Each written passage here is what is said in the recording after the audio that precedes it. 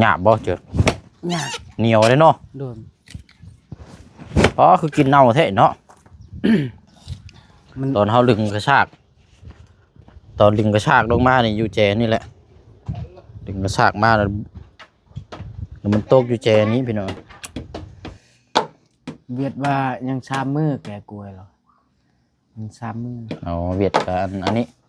เวียดมาให้ไปแก้กล้วยมือได้อยู่ดอกเทมือละครึ่งก็ได้แต่เวลาปาดน่ะต้องหาคนมากวดดึงไม่ใช่เลยจับคนละส่วนดึงมาเลย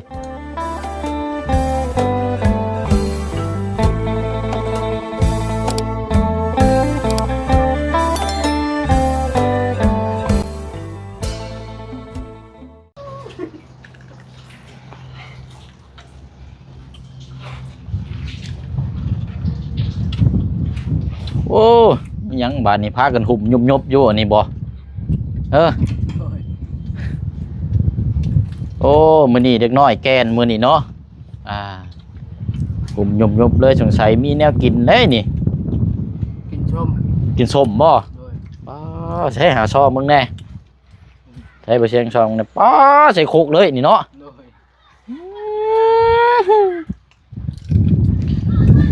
กินกับหยังก่อนมากระทันบ่โอ้ยเนาะพี่น้อยมันก็แซ่บเท่านั้นแล้วซะเนาะเนาะมาพบมาเจอกันอีกคือเก่าเด้อพี่น้องเด้อเนาะมื้อนี้เฮามีนัดหมายกันอีกเนาะถือว่าเป็นมื้อที่2เมื่อวานนี้เดินทางไปบ่สำเร็จเพราะว่ารถแกมันตายข้างทางเนาะทางเลนเดียวก็ได้ไปบ่ฮอดจอดบ่ถึงก็กลับมาแล้วก็มาเฮ็ดหัวนี่แหละพี่น้องเนาะเฮ็ดแล้วเราบัดนี้ไม้บ่ตกเฮียบัดนี้พี่น้องเนาะตกเฮียเฮ็ดแต่เวียกอย่างเดียวลืมเบิ่งว่าไม้เจ้าของตกเฮียปากันสะหาอึกทึกขนองพี่น้องเนาะพอดีว่าหลังจากนั้นพี่น้องเนาะมานั่งเศร้าเมื่อยนั่งเศร้าเมื่อยก็คิดได้มาไล่เบิ่งในคลิปที่น้องหางจับให้กล้องเมื่อวานนี่แหละพี่น้องไม้แล้วมันตกอยู่หม่องกู้หวดเนาะหม่องไก่มันสิแล้วแหละพี่น้องหม่องชั้นหม่องหาเนาะก็เลยทั้งอาเจืองก็เลยพากันหาซะเบิ่งเจอเรียบร้อยเด้อพี่น้องเด้อเนาะเห็นเรียบร้อยเลยพี่น้องนี่แหละเนาะมีอยู่2ตัวเมื่อวานนี่มีอยู่ตัวเดียวเนาะโอ้ยดีใจเลยพี่น้องเลยเนาะไม่กลับมาเลยถ้าว่ามันขาดอีกตัวนึงนี่ก็โอ้ยเห็ดเวียกนี่ยากเลยพี่น้องลำบากเนาะว่าเสียงเวลาเสียงเขาว่าเขาอย่างนี้มันคอยเลยเสียงมันกับโบนิ่มโบนวลคือเขาใส่ไม้นะพี่น้องเนาะเอากับทักทายสบายดีและสวัสดีพ่อแม่พี่น้องเบิดสุคนนะพี่น้องเด้อเนาะพบเจอกันอีกคือเก่าคือเดิมอยู่ที่เฮือนอาเจืองเนาะทางน้องๆเพื่อนนี่หากมาแต่แก่พื้นเบิ่งนี่เนาะเพราะว่าพื้นนี่เต็มมีคือเก่านะพี่น้องเนาะเดี๋ยวพูดคุยถามน้ำกันอีกเนาะเดี๋ยวมีเรื่องราวมาแจ้งพี่จังน้องแล้วก็ทั้งครอบครัวของทางอาเจืองน้ำกันอีกเนาะพี่น้องเนาะสำหรับทางบ้านเฮือนซ่านนี่แหละพี่น้องเนาะแล้วก็จบจังหันแล้วก็เม่นว่าเดินทางไปน้ำกันอีกเด้อพี่น้องเด้อเนาะมื้อนี้ก็เข้าไปตัดสะแลนไปหาครอบครัวแม่ลุงห้าเนาะสิสำเร็จหรือบ่พี่น้องฝากติดตามแล้วก็เป็นกำลังใจเด้อพี่น้องเด้อเนาะเพราะว่าทางเข้าปานนี้ไกลประมาณ30โลหรือว่าเกือบ20กิโลพุ่นแหละพี่น้องเนาะทางก็เปรี้ยวทางเด่นเดียวคันสิเว้ากันเนาะถ้าเจอรถก็แม่นฮักกลับเวลากลับรถกลับล่างนี่มันก็ยากแน่เนาะเอาจังไดก็ติดตามเบิ่งน้ำกันพี่น้องสิเดินทางไปมื้อนี้เนาะแต่ว่ามาเบิ่งทางนี้ก่อนผู้โอ้ทูนี่ปุ้งก็บ่ไหวเนาะกินส้มโดยเอาเนาะเอาสบายดีน้องๆสบายดีก่อนเด้อสงสัยหยุดเรียนบ่มื้อนี้นะบ่ลูกหรือว่าพักเที่ยงพักเที่ยงบ่อันนี้ยังหมากกระทันบ่นี่นะเอาเปลี่ยนกับของข่อยบ่เอาเปลี่ยนกับของเสียงบ่เจ้าเบิ่งอันนี้หมากกระทันนี่ธรรมชาติอันนี้พี่น้อยเนาะหมากกระทันนี่ธรรมชาติแต่ว่านี่เจ้าเบิ่งมันคือห่างกันหลายแท้ตัวนี้เนาะพุชานี่ ฮะอันนี้มากระทันชื่อมาข้างทางที่นี่พี่น้องเนาะอันนี้ถุงละ20,000กีบเดี๋ยวแบ่งข้างน้องๆเพิ่นตัวนี้นี่สิแซ่บกว่ามาละแซ่บเลยนี่กินตัดผักมาทางนี้ก่อนหวานบ่เอ้ยนี่ล่ะกินข้าวคลุกเลยเนาะ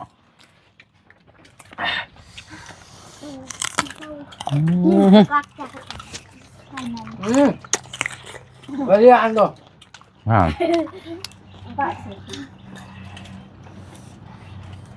คือหายใจยากแท้ไปไม่เอาลูกไปล้างหน้าเนี่ย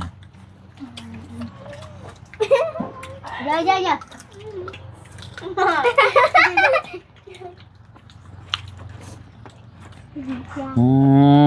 กินลูกกินแซ่บอยู่บ่เนาะกินกับแจวกับยังหั่นแหละ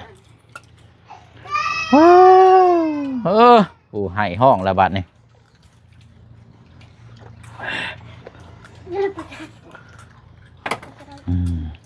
ก็มาจะเอาพื้นเนาะเอาอยู่ใช้น่ะ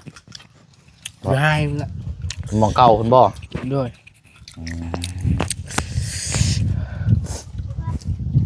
ไปน้ำกัน2 คนคือเก่าบ่ด้วยของเริ่มเลยนะเนาะกินแล้วบ่ข้าวกินแล้วเดี๋ยวเราจังอันนี้เดินทางไปน้ำกันอีกมื้อนี้เด้อด้วยเดี๋ยวซื้อกับข้าวเดี๋ยวไปกินในพุ่นคือเก่าหั่นแหละกินส้มก่อนก็ได้อันนี้ตำเองบ่นี่นะด้วย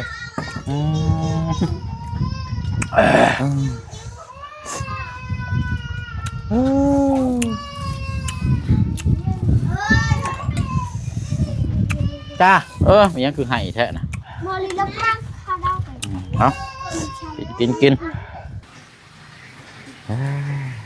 เนาะเบิ่งถามผู้ว่าน้อยก่อนมื้อนี้เนาะบ่ได้เห็นนานน่ะเป็นนี่ใดเนาะระวังได้ถ้วยเจลหาออกแน่รออีกได้หาพงนี่หั่นป้าโธ่ลูกนั่งมโนนั่งอีกแล้วแห่นไล่บ่มากระทันแขวเรามีจักเล่มละ4บ่4 5เล่มเลย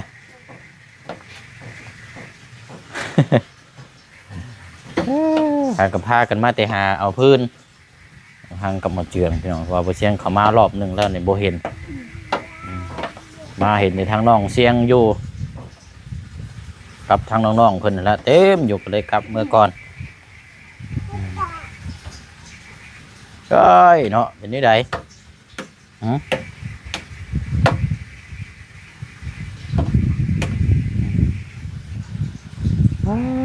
เนาะ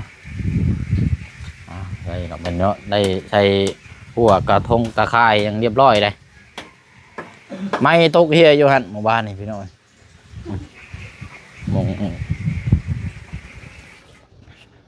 นี่แหละนี่ตอนเขาลึงกระชากตอนลึงกระชากลงมานี่อยู่แจนี่แหละลึงกระชากมาแล้วมันตกอยู่แจนี้พี่น้อยเดี๋ยวเจียงมาสะเบิ่งในเห็นน้ำกันอยู่นี่โอ้ยสะนึงว่ะแต่ว่าเขาถ่ายคลิปมาไล่เบิ่งในคลิปว่ามันอยู่ในช่วงใดเสียงเบิ่งเลยมันอยู่จุดนี้เบิ่งในเห็นคลออยู่นี่ประตูตรงนั้นเราจังค่อยว่ากันพี่น้อยเนาะเอาอันนั้น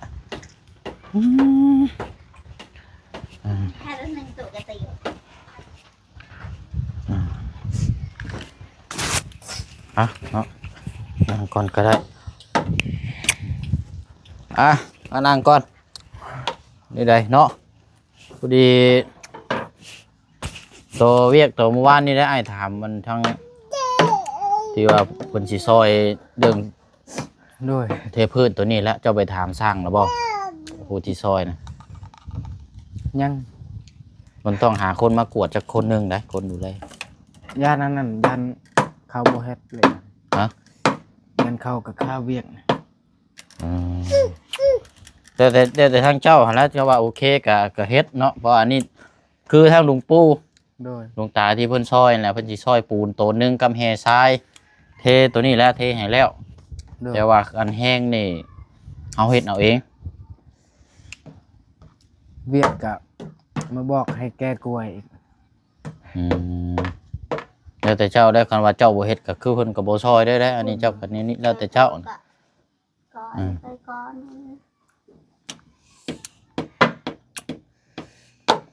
เวียดว่ายังชามมือแก้กล้วยเหรอยังชามมือ เอาเวียดก็อันนี้เปลี่ยนมาให้ไปแก้กล้วย โดย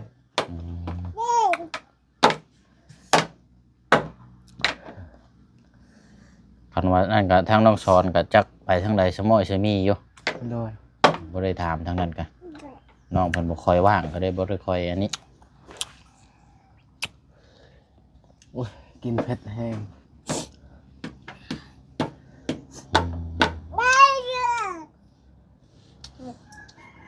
ทั้งพี่น้องก็บ่ได้มีไผว่างเลยบ่ โดยบ่มี อืม ผู้หนึ่งแหละไปทางส่วนผู้หนึ่งแหละไปส่งแห้ง เอาคนมาก็ต้องเอาคนเป็นนั่นแหละเขาว่าแน่เนาะคนเวลาปาดนั่นแหละผสมนะเฮาเฮ็ดได้อยู่แต่ว่าเวลาปาดมาเนี่ยให้มันตรงๆนะ ไปแล้วต้อง ปูนก็สิประมาณโตหนึงนี่แหละ20ซอบได้อยู่ดอก โดยวิลหายนุ่งแนวก็ดัง ก็ไปปลาถง ทางอันนี้ได้ฉาทางพี่น้องทางน้องห้างบ่มีไผเด้อบ่ นี่ก็เต็กแล้วล่ะ บ่มีเลยได้ทางนี้ติ เฮ้ย เนาะ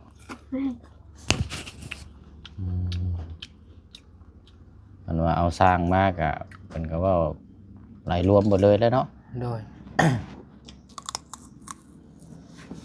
ก็ต้องเว้าหลายได้พี่น้อยเนาะเรื่องค่าจ้างค่าใช้จ่ายแต่นี่ทางเพิ่นสิซอยเรื่องวัตถุแต่ว่าค่าแห้งนี่เฮาเฮ็ดเอาเองหั่นนะ โดย ง่ายๆจะคือถ้าเฮาซอยวัตถุแล้วเฮาเฮ็ดเอาเองน่ะเพิ่นเห็นผู้เพิ่นซอยเพิ่นก็ภูมิใจก็คือรักหัวเนี่ยจังซี่แหละ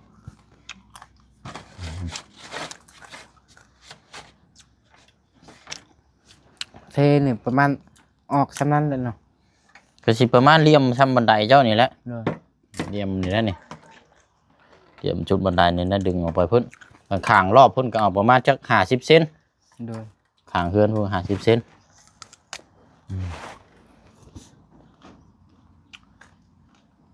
สามมือเฮ็ดไว้สองมือ 2มื้อก็ได้อยู่ดอกเทมื้อละครึ่งก็ได้อันนั้น โดย แต่ว่าเวลาปาดน่ะต้องหาคนมากวดดึงมันสิเลยจับคนละส่วนดึงมาเลย โดย เฮ็ดไปคือเจ้าเฮ็ดไปซั่นน่ะบ่ได้ไปซั่นเพราะว่างานมันงานใหญ่ได้ตัวนี้ โดย กันปะนี่มันจะแข็งปกรถได้แล้วต้องใช้น้ำลายอีกตัวนี้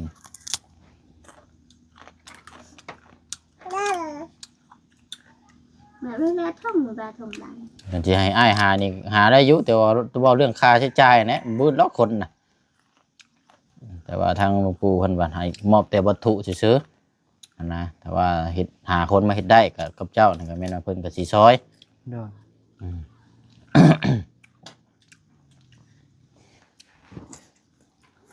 ทำผู้ที่เฮ็ดได้ก่อนตอนแรง ลองถามเบิ่งอีกเด้อเด้อ โดย ลองถามเบิ่งคันว่าเต็มที่ก็ประมาณมื้อหนึงเท่านั้นแหละบ่เฮิงหรอกอันนี้นะประมาณมื้อหนึงเพราะว่าเฮาเทกองไว้ในมาไว้อยู่ในห้องเลยในเฮือนนี่มาไว้เลยให้มันดีมันจะกวดไปทีเดียวเลยง่ายเบิ่งเด้อ ไอ้ห่วงเลยเต้ไอ้ห่วงเธอเต้หมอเธอตา จัก3คนนี่ก็ได้แล้วนะ โดย มาไทยล่ะตาเด็กลง คันสิเว้าก็แบบคือหากันนะหาละวานซะเนาะคันว่าเป็นไปได้หาแบบว่าเฮาหาละวานแล้วก็ซื้อในอยู่ในกินมาให้เขาเจ้าต่างหาหมู่อะนะบัดยามหมู่หาเฮาก็ไปซอยหมู่สินะคือเจ้าไปเอาแห้งจังซี่ละ โดย เอาไปแห้งเอาขึ้นมันนี่เขาเจ้านี่แบบนี้แบบเดียวกันอันนี้ก็ต่างหาซอยกันจังซี่นะ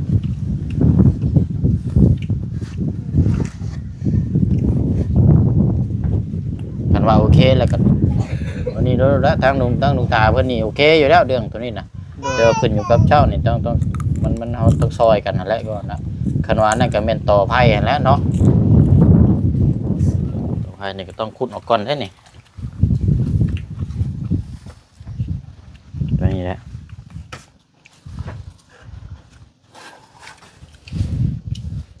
มันสิจ้างสร้างมานี่ก็โอ้จักล้านบ่นี่ถ่ายเติบอยู่ได้นี่ก็ โดย 4-5,000 บาทพุ่นบ่จักบ่อยู่แล้วตัวไผ่ตัวนี้นั่นนี่ชับเคลียร์ลงจังน้อยเนาะบ่ต้องเอาลงหลายลงจังน้อยแล้วก็ตัวนั้นก็ชับออกไปเพราะว่าเฮาคันเทแล้วเอาดึงออกมานี่ประมาณจัก50เซนเด้ให้มันตีขอบเพื่อนนี่จังน้อย โดย มันจะงาม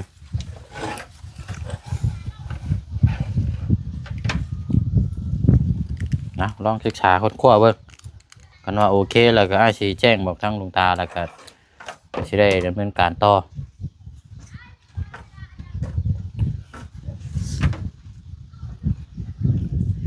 นี่เอาลงหางไปหางดูเลย ยิงมา ขุดได้บ่ โดย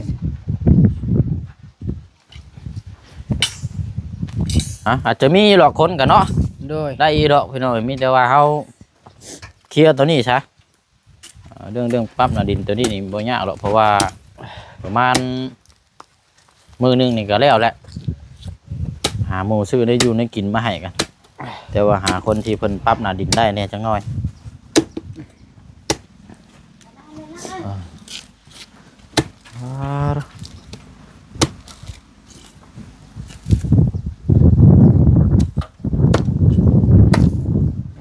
แข็งเลยแล้วบัดนี้เนาะ แค่ ตายเลยมึงเลิกตกนะเอาจักจะติงมาป่านนี่ใครอยู่เนาะ ยันมันบุกเข้าเลย แต่นี่จะสักคอยเจาะเอา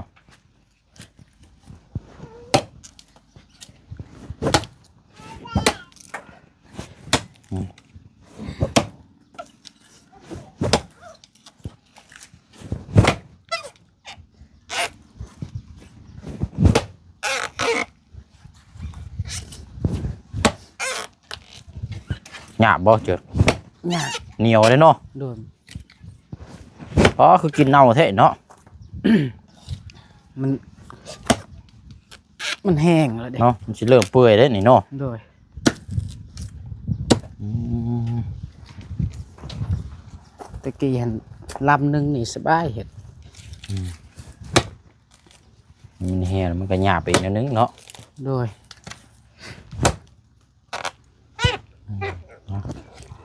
ลงตูๆแต่ไทยต่อมงกระโหลกนี่ก็เอาอีกน้อยนึงนี่แหละ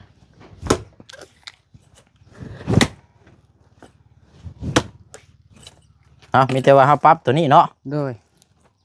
มีแต่ปรั๊บตัวนี้แต่ว่าเวียงงานนี่บ่ได้มีทางไปแล้วว่า โดย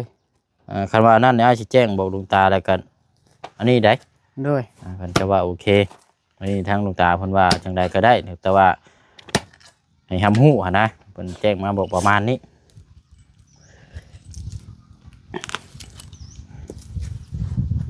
มีแต่ทำบุกต่อตัวนี้แหล้วก่อนเนาะ โดย มาคอยบุกเบิกไปคอยยิ้มคอยขั่วไปกันนั่นแหละเห็ดเวลาช่วงแรงๆหรือว่ายามเช้ามันจังบ่เมื่อยแต่ว่าเว้าดึงตะข่ายเมื่อวานนี่เนาะโอ้เมื่อยแห้งเนาะ โดย มันฮ้อนหายใจก็อุ้ยบาบเลยเฮ้ยเห็ดคนเดียวนี่บ่แล้วหรอกเจ้าวานนี่นะตะข่ายเมื่อวานนี่นักเติบอยู่แล้วเจ้า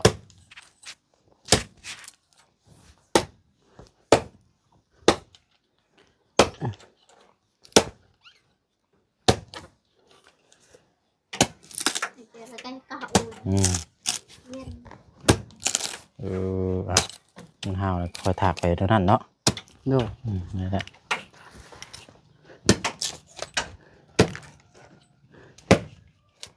แดดได้2 มื้อมานี่ใส่บีเลย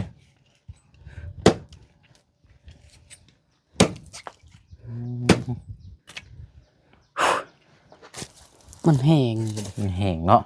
โดย มันยากในจังหน่อยนะ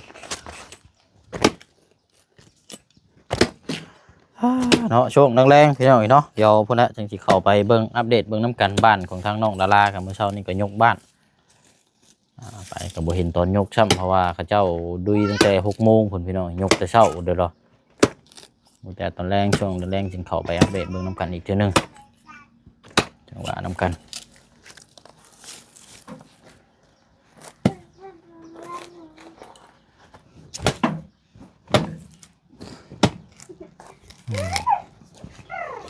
ปล่อยจอจิ้มเอาเนาะ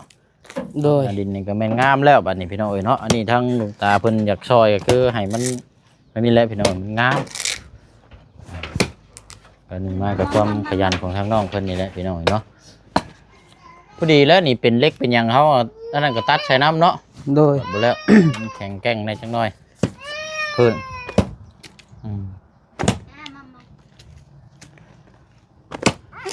เดี๋ยวตัวนี้เดี๋ยวค่อยว่างค่อยยังได้จ้างเฮ็ดเด้อเจืองเด้อ โดย ค่อยเฮ็ดไปเนาะ โดย เดี๋ยวมีแต่ว่ามื้อนี้ไปน้ำไม้อีกก่อน โดย เนาะเขาไปตัดสะเลนพุ่นแล้วเพราะว่าไกลได้พี่น้อย โดย ไป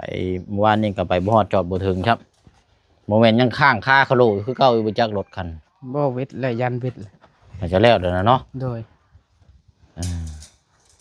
มานี่บุกน้ำกันพี่น้องเพราะว่ามีเครื่องของจะเอาไปมอบให้เราแต่ว่าเฮากลับไปถามตัวจริงน้ำกันอีกก่อนทางบ่จันไปมื้อนั้นว่าผัวปะเลิกลาเอาเมียใหม่ไปมามื้อนี้จะว่าผัวมาแล้วบ่จัก โดย ไอ้ดอกเดี๋ยวให้ล่ามขุดค้นคว้าเบิ่งพี่น้องไอ้ว่าสิแนวใดว่ามันแท้จริงบ่ใช่ล่ามแปลนี่เลยมื้อนี้ทั้งเจืองขุดออกมาเป็นแนวใดเรื่องจริงหรือบ่ เนาะซะเนาะเดี๋ยวจังน้อยจะได้เดินทางไปหน่อยเดี๋ยวคลิปนี้ลาพี่แล้วน้องไปก่อนเนาะ โดย ให้ทางเจืองอันพักผ่อนจังน้อยก่อนเนาะ สบายดี เด้อทางน้องหางเด้อ สบายดี เนาะเอาไม้มาก่อนเนาะดีแต่ว่าไม้นี่ก็เห็นแล้วพี่น้องดีใจแล้วค่อยกันเนาะไปตามนั้นละพี่น้องเด้อเนาะลาพี่แล้วน้องไปก่อนเนาะมื้อนี้ก็มาพูดมาคุยแจ้งพี่แจ้งน้องน้ำกันเนาะตุกเฮียเสียหายก็พบเจอเห็นเลยพี่น้องเด้อเนาะไม้